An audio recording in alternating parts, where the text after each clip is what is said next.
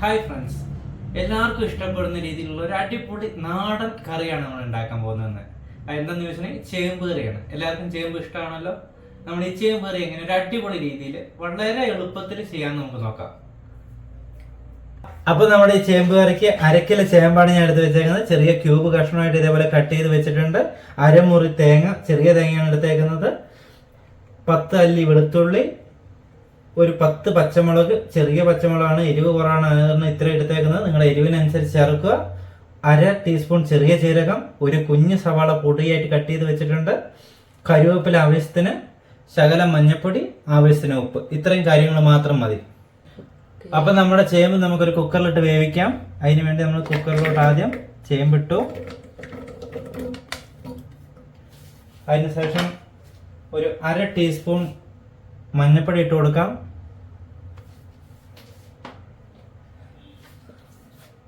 ശകലം ഉപ്പും കൂടി ഇട്ട് കൊടുക്കാം. എന്നിട്ട് ശകലം വെള്ളം ഒഴിച്ച് നമുക്ക് വേവിക്കാൻ വെക്കാം. കുക്കർ അടച്ചു വെച്ച് ഒരു വിസിലാണ് വെക്കേണ്ടത് കേട്ടോ.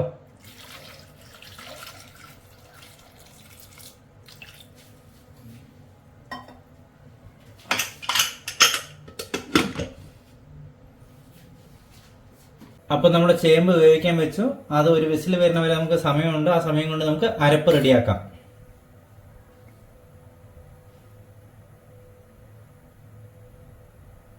അപ്പൊ നമ്മുടെ മിക്സിന്റെ ജാറിലോട്ട് നമ്മൾ അരപ്പിനുള്ള എല്ലാം എടുത്തു വെച്ചിട്ടുണ്ട്. അത് നമുക്ക് നല്ല പേസ്റ്റ് ആയിട്ട് അരച്ചെടുക്കാം. അപ്പൊ നമ്മുടെ കുക്കർ ഒരു വിസിലടിച്ച് നമ്മൾ അതിന്റെ ആവിയൊക്കെ പോയിട്ടുണ്ട്. നമുക്ക് തുറന്നു നോക്കാം. അത് അടിപൊളിയായിട്ട് നല്ല സൂപ്പറായിട്ട് വെന്തിട്ടുണ്ട്. നമുക്കിന്ന് അടുപ്പ് കത്തിച്ചിട്ട് നമുക്ക് നമ്മുടെ കടുക് പൊട്ടിച്ച് നമുക്ക് ചേർക്കാം. നമുക്ക് അപ്പൊ നമുക്ക് സ്റ്റവ് കത്തിച്ച് കടുക് വറക്കാം.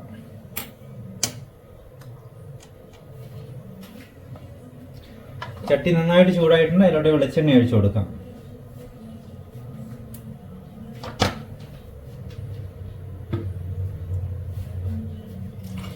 എണ്ണ നന്നായി ചൂടായ ശേഷം കടുക് ഇട്ട് കൊടുക്കാം.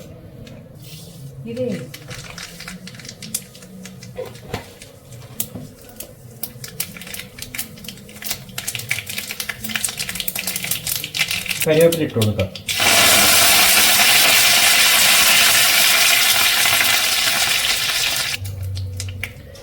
ഇനി പൊടിയായിട്ട് കട്ട് ചെയ്ത് വെച്ച് സവാള ഇട്ട് കൊടുക്കാം.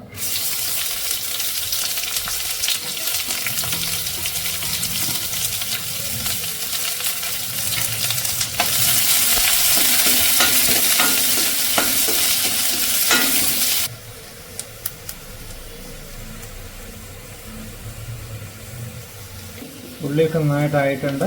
നമുക്ക് ഇതിലോട്ട് ചേമ്പ് ചേർത്ത് കൊടുക്കാം.